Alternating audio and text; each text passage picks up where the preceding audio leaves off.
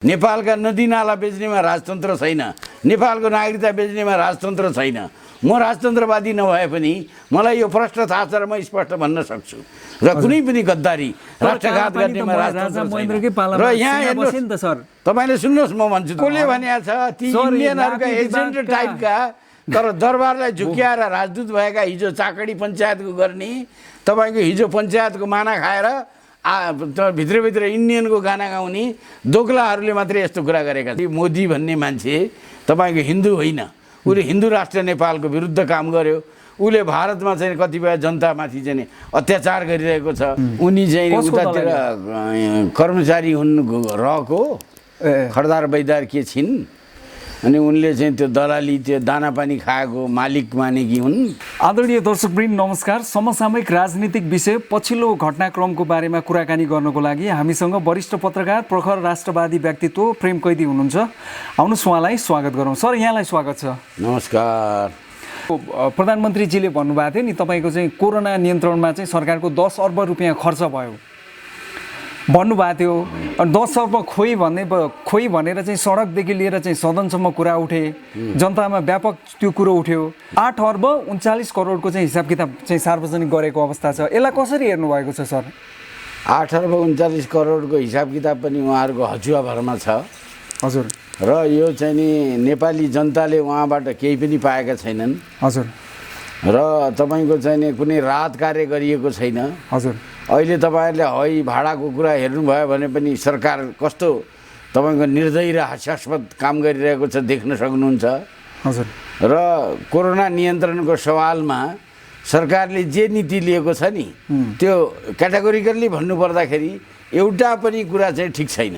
हजुर। उनीहरूले पहिलो कुरा त जुन विश्व स्वास्थ्य सङ्गठन भन्ने एउटा पश्चिमा यो फार्मास्युटिकल माफियाको दलाल त्यसले चाहिँ उटपट्याङ कुरा मात्रै गरेर नेपालको बारेमा नेपालमा चाहिँ एकदम गम्भीर खतरनाक मोडमा छ नेपाल भनेर भन्यो। हजुर। जबकि त्यस्तो कुनै स्थिति थिएन। बढिरहेको अवस्था त छ नि। हजुर। र विश्वका धेरै देशहरूमा बढ्यो। कहाँबाट बढ्यो? त इन्डियाबाट बोर्डर सिल गरिदिएको भएर यहाँ त तपाईँको चाहिँ नि लकडाउन गर्नुपर्ने आवश्यकतै थिएन नि।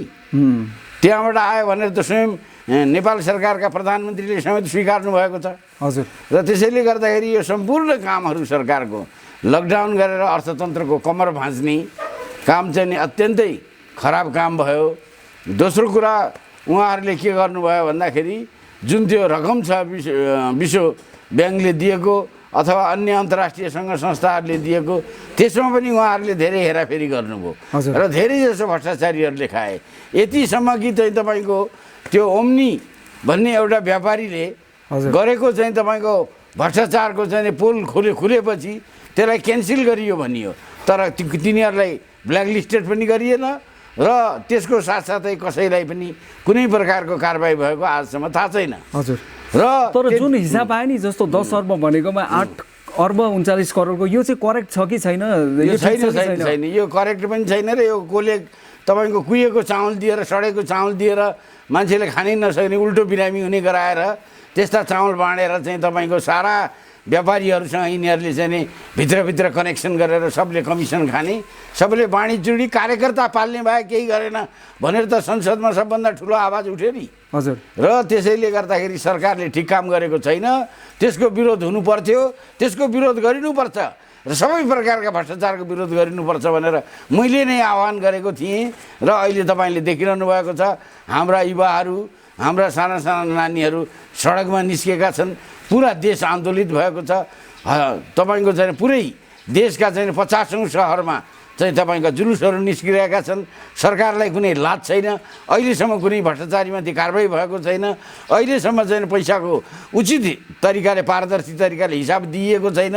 एउटा पनि कोरोनाको चाहिँ तपाईँको लकडाउनमा परेका भोगानाङ्गाहरूले यिनीहरूले हेरेका छैनन्।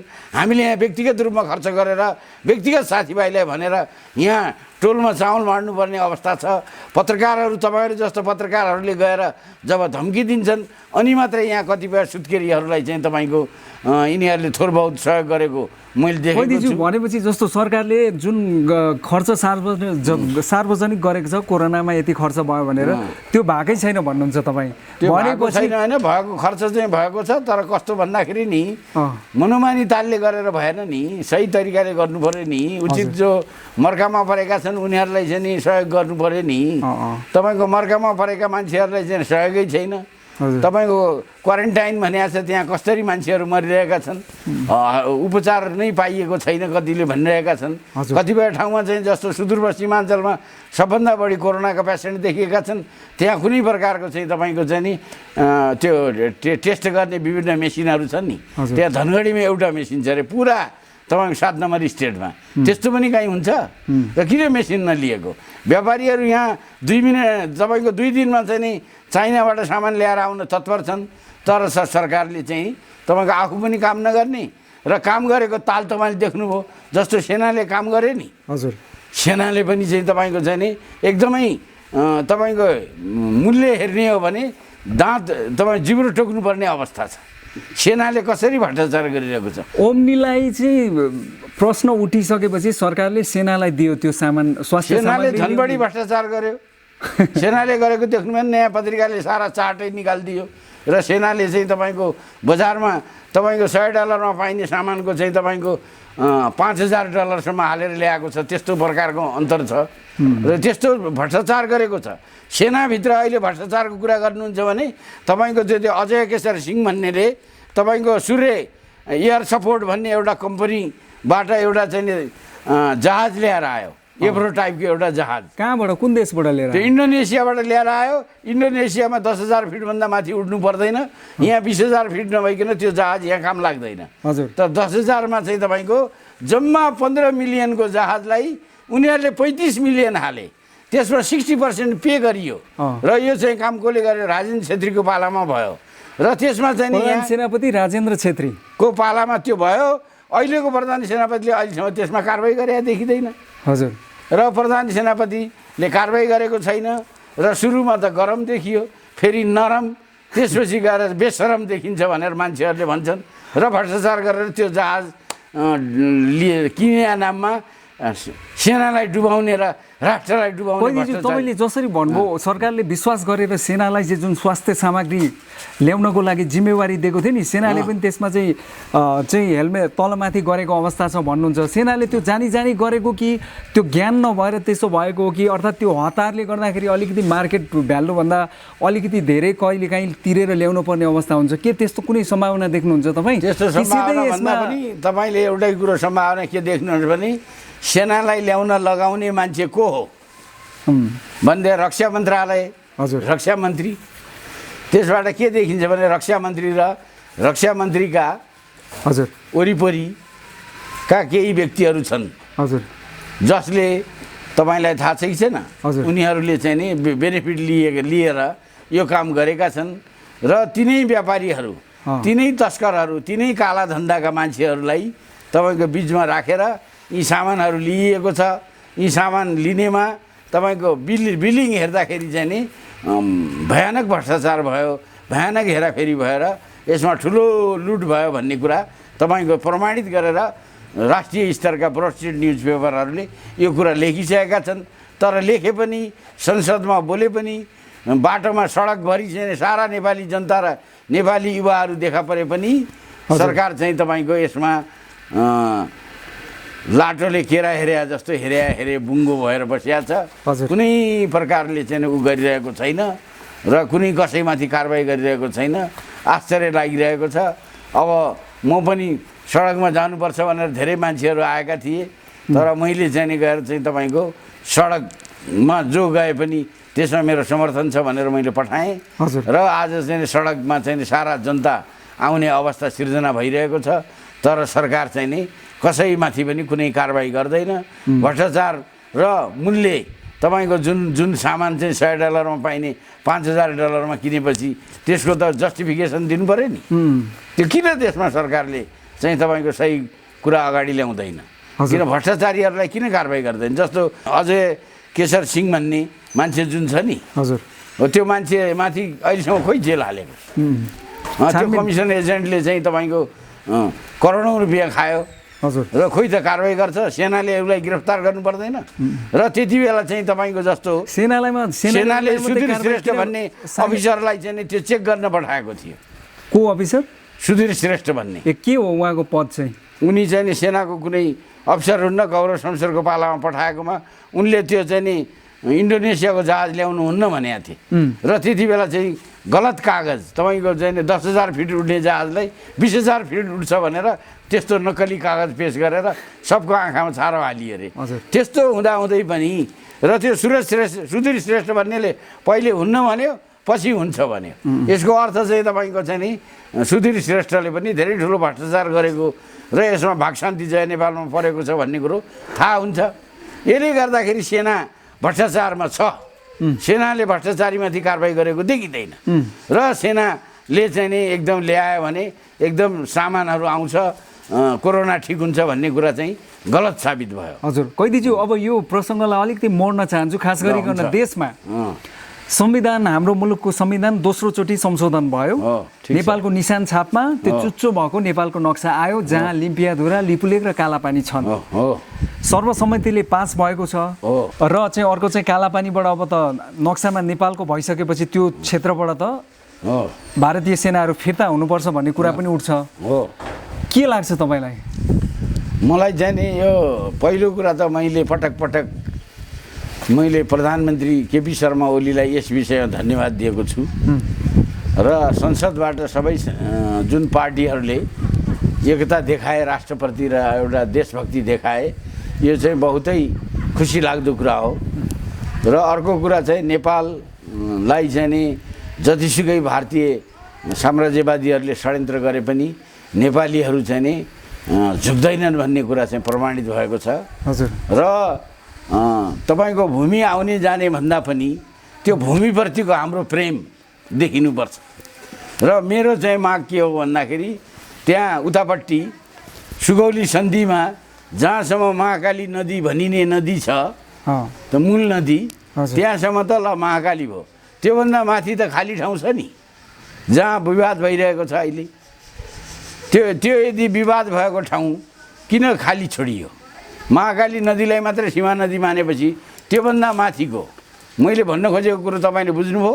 मैले के भनिरहेको छु भन्दाखेरि यो जुन 12 व्यास र 14 चौदास भन्ने छ नि, जहाँ कुती आङ्दी भनिन्छ महाकालीलाई, त्यो क्षेत्र यदि सुगौली सन्धिमा उल्लेख गरेको छैन भने सीमापारी, अहिले सीमापारी परेका 6 गाउँ व्यासका र तपाईँको चाहिँ नि 14 गाउँ चौदासका ती चाहिँ नेपालीहरूका बस्ती हुन्। त्यहाँ जुन सौगा जाति बस्छ तिनीहरूले आफूलाई हामी जुम्लाबाट आएका कल्यालहरू ठकुरियौँ भन्छन्। र ती सौगाहरू सबै नेपाली भाषा बोल्छन्।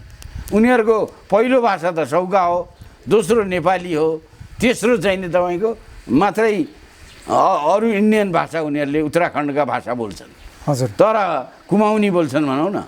तर उनीहरूको चाहिँ जुन उनीहरूले आफ्नो राष्ट्र के हो भन्दाखेरि तपाईँको त्यो चाहिँ नेपाल हो। हजुर, अनि त्यो 12 व्यास 14 चौदास पनि लिनुपर्छ भन्ने तपाईँको कुरो मेरो माग र त्यो लिनुपर्छ भन्ने मेरो धारणा हो। हजुर, र कोही साथीहरू त होइन काङ्ग्रासम्मै लिनुपर्छ भन्ने पनि छन्। त्यसमा पनि तपाईँ सहमत हुनुहुन्छ? सुगौली, म त्यसमा सहमत छु। हजुर, जस्तो यो अब अहिले चाहिँ नक्सा पास भइसक्यो होइन, यसमा खास गरिकन सबै दलहरू चाहिँ सर्वसम्मतै भए, केही सांसदहरू अनुपस्थित हुनुभएको छ होइन।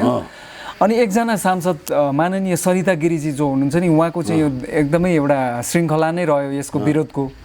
नक्साको पनि उहाँले विरोध गर्नुभयो, नक्सा जारी गर्ने बेला पनि उहाँले विरोध गर्नुभयो, त्यो लिम्पुयाधुरा नेपालको नै होइन पनि भन्नुभयो। अनि सारा संसदले चाहिँ यसलाई चाहिँ अनुमोदन गर्दै गर्दा उहाँ चाहिँ बहिष्कार गरेर हिँड्नुभयो सदनबाट। हिँडेपछि उहाँले चाहिँ बाहिर प्रतिक्रिया दिँदा के पनि भन्नुभएको छ भनेदेखि यो चाहिँ धेरै भइराखेको छ होइन राज्यको, बङ्गलादेशको इतिहास नदोहोरियोस् भन्ने खालको चाहिँ उहाँले चाहिँ त्यो बोल्नु भएको छ। यसलाई हामीले कसरी लिने? एउटा उहाँको आवेश मात्रै हो कि यसले के सङ्केत गर्छ सर? आवेश होइन, दलाली हो। उनी चाहिँ उतातिर कर्मचारी हुन् रहेको, खरदार बैदार के छिन्। अनि उनले चाहिँ त्यो दलाली त्यो दानापानी खाएको मालिक मानेकी हुन् र उनले लज्जित गराएकी छन्। जति पनि हाम्रा चेली बुहारीहरू छन् नि, हजुर। मेरै बुहारी छ एउटा हिमाचलको केटी, तपाईँको मेरो मिसेस चाहिँ बनारस जन्मेको हो। उनीहरू जो जन्मका हिसाबले इन्डियामा जन्मेका, जन्मका तपाईँको कर्मका हिसाबले पनि इन्डियन मूलबाट आएका कतिपय चेलीबेटीहरू नेपालमा छन्। तिनीहरू सबैलाई लज्जित पार्ने काम गरेकी छ त्यो सरिता गिरी भन्ने त्यो के हो कुन चाहिँ बिहारिनीले। र त्यसलाई चाहिँ वास्तवमा के गर्नुपर्छ भन्दाखेरि त्यसको प्रस्ताव किन दर्ता गर्यो संसदले? दर्ता गरेर खारिज त गरिदिनु भयो त। त्यसलाई त पहिले नै कारबाही गर्नुपर्थ्यो। त्यो राष्ट्रद्रोही काम गरे बापत पुलिसले त्यसलाई गिरफ्तार गर्नुपर्छ, त्यो देशद्रोहीलाई, र संसदबाट निकाल्नुपर्छ। र निकाल्दैनन् भने अब म त्यसको लागि कानुन व्यवसायहरूसँग म यो विधिवेत्ताहरूसँग छलफल गरिरहेको छु र म त्यसलाई मुद्दा हाल्छु। एउटा नेपालको कानुन अन्तर्गत त्यसलाई कारबाही गर्नुपर्छ र त्यसलाई संसदबाट निष्कासन गर्नुपर्छ र त्यसलाई बिहार पठाइदिनुपर्छ। उतै गएर उसले चाहिँ आफ्नो राष्ट्रको सेवा गरोस्, जे बकवास गर्नु छ गरोस्। नेपालमा बस्ने कुनै नैतिक अधिकार छैन। नेपालमा चाहिँ नि होइन भने उसलाई अब इन्डियामा जन्मेका, इन्डियामा माइती भएका हजारौँ चेलीबेटीहरूले उसलाई बाँकी राख्ने छैनन्। उनीहरूलाई अपमान भयो नि। उनीहरू यो माटोमा खाइरहेका छन्, यो घर उनीहरूको यहाँ छ, उनीहरू आफ्नो राष्ट्रप्रति समर्पित छन्।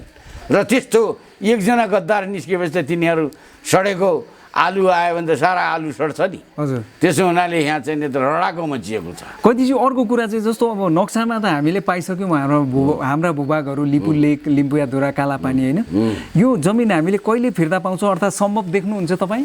किन सम्भव छैन? भारतले केही पखेडा गर्ला कि जसरी भारतको चाहिँ तपाईँको चाहिँ विदेश मन्त्रालयका चाहिँ प्रवक्ता बोलेका छन् हिजो जब हामीले यहाँ चाहिँ नक्सा पारित गऱ्यौँ, उहाँले चाहिँ यो वार्ताभन्दा अगाडि वार्ता पहिला गर्नुपर्थ्यो, यो तपाईँहरूले गरेको यो चाहिँ अमान्य छ भनेर बोल्नु भएको छ। उहाँले यसलाई कसरी हेर्ने?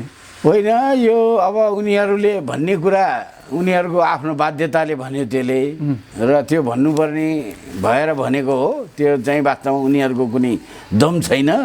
तपाईँले एउटा कुरो प्रश्न देख्न सक्नुहुन्छ कि तपाईँको चाहिँ भारतीय राष्ट्रिय काङ्ग्रेस जुन सबभन्दा बढी शासन गर्ने र भारतको मुक्तिका लागि सबभन्दा बढी लड्ने पार्टी हो नि, हजुर, त्यसका केन्द्रीय नेता आनन्द शर्माले गत हप्ता दिनुभएको वक्तव्यमा नेपाललाई चिडाउने, नेपालको भूमि फिर्ता नदिने, नेपालसँग वार्तै नगर्ने, नेपालसँग भएका एकर्डहरूलाई फलो नगर्ने, नेपालका सन्धि सम्झौताहरूलाई चाहिँ राम्ररी नहेर्ने जुन प्रकारको एउटा अन्ध नीति मोदी सरकारले अपनाएको छ त्यसको उहाँले भण्डाफोर गर्नुभएको छ। भारतका कतिपय सेनाका जर्नेलहरू, ठुला ठुला प्रोफेसरहरू, आनन्द शर्मा जस्ता के अरे पत्रकारहरू, आनन्द वर्मा जस्ता ती कैयौँ मान्छेहरू तपाईँको हेर्नुहोस् उनीहरू खुलेर आएका छन्। र धेरै ठुलो, म त इन्डियन युनिभर्सिटी यहाँ पढेको मान्छे हुँ, मेरा साथीहरूसँग मेरो गफ भइरहन्छ। मलाई चाहिँ अस्ति दिल्लीमा एउटा राष्ट्रिय स्वयंसेवक सङ्घको कार्यक्रममा पनि उनीहरूले सहभागी गराउन खोजेका थिए, तर मैले त्यो सिस्टम मिलाउन नजानेर कन्फरेन्समा एटेन्ड हुन सकिनँ। तर मलाई के लाग्छ भन्दाखेरि यो नेपालको भूमि चलाउने काम चाहिँ नि यो जुन इन्डियाले गरेको छ यसको विरोधमा नेपालीहरूभन्दा बढी इन्डियनहरू आइसकेका छन्। र मोदी भनेको एउटा चाहिँ नि तपाईँको चाहिँ नि यो अखण्ड भारतको बहानामा हिँड्ने र 17 ट्रिलियन डलर एउटा पश्चिमा ब्याङ्कहरूलाई तिर्नुपर्ने भएको हुनाले पश्चिमाहरूको यो एजेन्टको रूपमा काम गरिरहेछ र यो चाहिँ युद्धको स्रोतको रूपमा काम गरिरहेछ।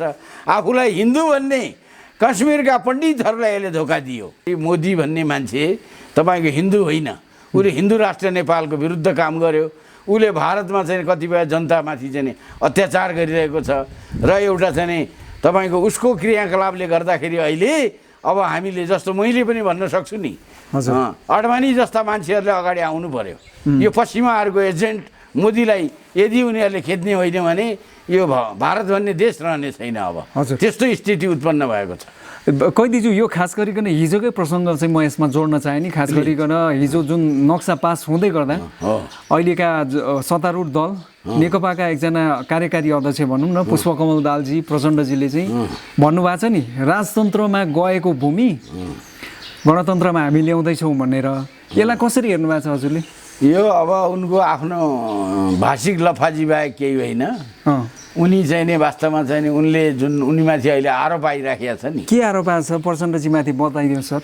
होइन, तपाईँले देख्नु भएन उपेन्द्र यादवले चाहिँ नि यो महाकाली सन्धि चाहिँ नि सुगौली सन्धिभन्दा डरलाग्दो भनेर भने नि। र उनीहरूले जे क्रियाकलाप गरेका छन् यहाँ आएर भारतीय सेनाहरूलाई लाखौँ महाकाली सन्धिमा त प्रचण्डजीको सहभागी थिएन नि सर। महाकाली सन्धिमा त प्रचण्डजी सहभागी हुनु सहभागी नभए पनि उहाँ त रहले पालेर यहाँ तथाकथित जनयुद्ध गरेका कुरो आइरहेको हुनाले उहाँले यस्ता कुराहरू गर्नु स्वाभाविक छ। उहाँले आफ्नो उपलब्धि सो गर्नका लागि हावादारी कुरा गर्नुभयो। जबकि चाहिँ नि त्यो लिपुलेख लिम्पियाधुरा र कालापानीको विषयमा राजतन्त्रको कुनै प्रकारको नेगेटिभ भूमिका छैन। नेपालका नदीनाला बेच्नेमा राजतन्त्र छैन, नेपालको नागरिकता बेच्नेमा राजतन्त्र छैन। म राजतन्त्रवादी नभए पनि मलाई यो प्रश्न थाहा छ र म स्पष्ट भन्न सक्छु। र कुनै पनि गद्दारी राष्ट्रघात गर्नेमा राजतन्त्र छैन। र यहाँ हेर्नुहोस्, तपाईँले सुन्नुहोस्, म भन्छु तपाईँलाई, तपाईँले थाहै छैन, सुन्नु न मेरो कुरा। तपाईँको चाहिँ नि यहाँ चाहिँ नि के गर्यो भन्दाखेरि मातृका प्रसाद कोइराला जुन नेपाली काङ्ग्रेस हो नि, त्यसले चाहिँ नि तपाईँको चाहिँ नि उत्तरमा चेकपोस्ट राखेको हो र भारतीय सेना उत्तरमा राख्ने त्यो हो र तिनीहरूलाई लखेट्ने राजा हो महेन्द्र हो। कालापानीबाट किन लखेटेनन् यो पनि? कालापानीबाट तपाईँलाई थाहै रहन्छ यो कुरा। तपाईँलाई एउटा कुरो थाहा हुनुपर्छ, कालापानी माथिको षड्यन्त्र भन्ने कुरो अङ्ग्रेजहरूको पालादेखि षड्यन्त्र भएको थियो। त्यसको विरुद्ध सर्वप्रथम जङ्गबहादुरको बेलायत यात्राको बेला क्याप्टेन लेफ्टिनेन्ट लालसिंह खत्रीले यो कुराको चाहिँ तपाईँको सारा विवरण त्यहाँ चाहिँ बेलायतमा प्रस्तुत गरेका छन्। र त्यो बेलायतमा प्रस्तुत गरेको कुरा अहिले हामीले चाहिँ खोजेर त्यो कुरा अगाडि ल्याएका छौँ। र तपाईँको त्यो भूमिको बारेमा विवाद चाहिँ नि कुनै 2000 यो चाहिँ 20 साल अथवा 27 सालमा भएको विवाद होइन, त्यो 35 सालमा भएको विवाद होइन। त्यो विवाद त अङ्ग्रेजहरूकै पालादेखि तपाईँको चाहिँ नि सुरुदेखि नै उनीहरूले सुगौली सन्धिको लगत्तै त्यो विवाद गर्न र त्यो ठाउँ कब्जा गर्न, त्यो स्ट्राटेजिक ठाउँ कब्जा गर्नलाई अङ्ग्रेजहरूले नै गरेको षड्यन्त्रको रूपमा यसलाई चाहिँ बुद्धिजीवीहरूले लिएका छन्। सर यसलाई कसरी लिने? जस्तो नेपालको नक्सामा सुगौली सन्धि पछाडि पनि बेला बेला जारी गरेको नक्सामा त्यो अहिलेको भूभाग यो अहिलेको चुचो थियो, बिचमा हरायो। यो तपाईँले सुन्नुहोस्, म तपाईँलाई भन्छु, यो 2032 सालपछि यो नक्सा हराउने काम चाहिँ नि तपाईँको चाहिँ नि भएको छ 2032 सालपछि। हजुर। तर त्यो नक्सा हराउने काममा चाहिँ तपाईँको एउटा भित्रभित्र एउटा स्वयं तपाईँको एउटा त्यहाँको विभागका एउटा चाहिँ डिजीले के भने, नक्सा यताबाट एउटा पठाइन्थ्यो, उताबाट छापेर अर्कै आउने, त्यसरी झुक्क्याएर हामीलाई चाहिँ नि यो नक्सा यसरी नक्सामा केही यो गडबडी भएको हो भनेर यो इन्डियनहरूले खेलेको हो। यो गणतन्त्र इन्डियाले खेलेको हो र गणतन्त्र इन्डियाले खेलेर गणतन्त्र इन्डियाले यहाँ चाहिँ नि तपाईँको चाहिँ पहिलोचोटि के गर्यो, आफ्नो नक्सामा कहिले निकाल्यो, गणतन्त्र भएको बेला निकाल्यो। आफ्नो सडक कहिले बनायो, गणतन्त्र भयो, यिनीहरूकै शासन व्यवस्थामा सडक निकाल्यो। तपाईँको 2047 सालभन्दा अगाडि निकालेको भए त्यति बेला रडाको मचिन्थ्यो। तपाईँ बुझ्नुभयो? तर नक्सा हुँदा त केही भएन नि त। 32 सालमा नक्सा ल भारतले त्यस्तै छापेर पठाए पनि त्यसलाई त हामीले सार्वजनिक नगरी सच्याउन सकिन्थ्यो नि, होइन र? यसमा कमजोरी यता पक्ष नेपाली पक्षको कमजोरी देख्नुहुन्न तपाईँ? तपाईँले हेर्नुहोस्, म तपाईँलाई भन्छु, पहिलोचोटि एकजना पत्रकार दिल्ली प्रसाद आचार्यले 2030 सालमा यो समाचार पत्र पत्रिकामा सार्वजनिक गरेका हुन्। त्यति बेला किन उनले गरे भन्दाखेरि त्यो क्षेत्रमा गडबडी छ भनेर महाराज वीरेन्द्रले त्यहाँ चाहिँ तपाईँको चाहिँ नि विशेष गुप्तचरहरू र यो सम्बन्धित विशेषज्ञहरूको टोली पठाएका थिए। पुलिसहरू त्यहाँ छानबिन गर्न गएका थिए त्यति बेला कालापानी क्षेत्रमा। त्यति बेला वीरेन्द्र शाहले छानबिन गर्न गएको थाहा पाएर वीरेन्द्र शाहले पठाएका मान्छेहरूले दिएको नक्सा नै मैले 2035 सालदेखि लगातार लेख्न सुरु गरेको हुँ। त्यो इन्फर्मेसन भनेको दरबारले पठाएका मान्छेहरू मार्फत मैले त्यति बेला चाहिँ तपाईँको त्यहाँ कुनै एकजना सब इन्सपेक्टर रहेछन् बुटोलतिरका, उनले चाहिँ नि एउटा नक्सा चाहिँ सुटुक्क मलाई त यो राष्ट्रमाथि अन्याय भएको छ, राजाको र उनीहरूको इन्डियनहरूको इन्दिरा गान्धीसँग पहिले, त्यसपछि राजीव गान्धीसँग वीरेन्द्रको चाहिँ तछाड मछाड भएको कारण के थियो, त्यही थियो। त्यहाँ माथि चाहिँ उनले चाहिँ नि के भइराखेको छ, नेपाली भूमिमाथि के अत्याचार भएको छ, त्यो सम्पूर्ण छानबिन गर्नका लागि र त्यसको गोप्य रिपोर्ट ल्याउनका लागि वीरेन्द्रले नै यो पहलकदमी गरेर हामीले थाहा पाएका हौँ। बुझ्नुभयो? हजुर। र अहिले अरूले चाहिँ तर तपाईँको त्यसो भनिँदैन दरबारले को आडमा चाहिँ त्यो नक्सा कसले भनेको छ ती सर, इन्डियनहरूका नाति एजेन्ट विवादका- टाइपका, तर दरबारलाई झुक्याएर राजदूत भएका हिजो चाकडी पञ्चायतको गर्ने तपाईँको हिजो पञ्चायतको माना खाएर भित्रभित्र इन्डियनको गाना गाउने दोग्लाहरूले मात्रै यस्तो कुरा गरेका छन्। गरिरहेछ नि सर, भूगोलविद भन्नेहरू ठुला ठुला मान्छेहरू हो, तिनीहरूले गरे त तिनीहरू नाङ्गिन्छन् नि। तपाईँको तिनीहरू चाहिँ त अब दानापानी खाएको कुरा त अब निस्किन्छ नि, किन भन्दाखेरि इन्डियनहरूलाई त आखिर उनीहरूको स्वार्थ पुरा भएन। सारा सांसदहरू लागेर जब त्यो तपाईँको चाहिँ नि यो नेपाल हो भनेर भनिसकेपछि अब अहिलेसम्मको दानापानी लगानी त इन्डियनहरूको व्यर्थ भयो नि। अब इन्डियनहरूले के गर्छन् भने जसले उनीहरूको दानापानी खाएका छन् तिनीहरू सबलाई निचरेर चाहिँ तपाईँको चाहिँ नि दानापानी निकाल्छन्, एक्सपोज गर्छन्, नङ्ग्याउँछन्। अब हेर्नु होला।